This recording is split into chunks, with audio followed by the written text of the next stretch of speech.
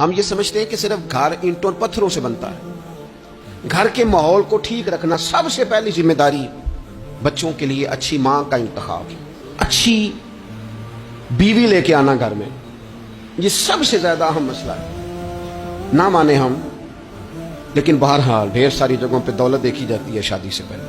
ماں باپ نے بڑی زیادتی کی، بڑا ظلم کیا، ناراض نہ ہونا، بڑا ظلم کیا، پیسے دیکھے بچی اور بچے کا نکاح کر دیا۔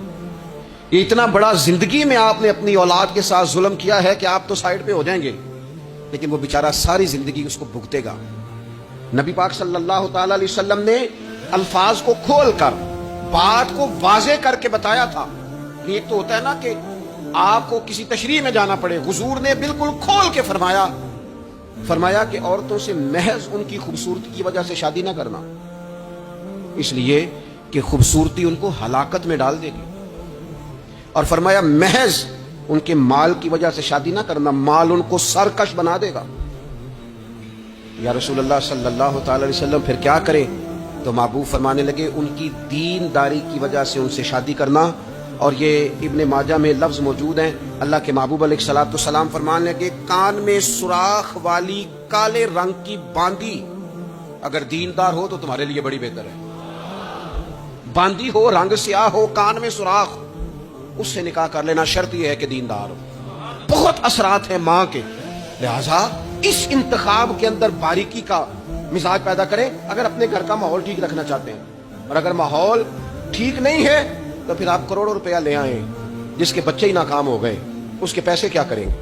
آپ بہت بڑا گھر بنا لیں، لیکن اگر بچے ہی ناکام ہو گئے تو آپ کی بڑی حویلی کیا کارنامہ سر انجام دیں؟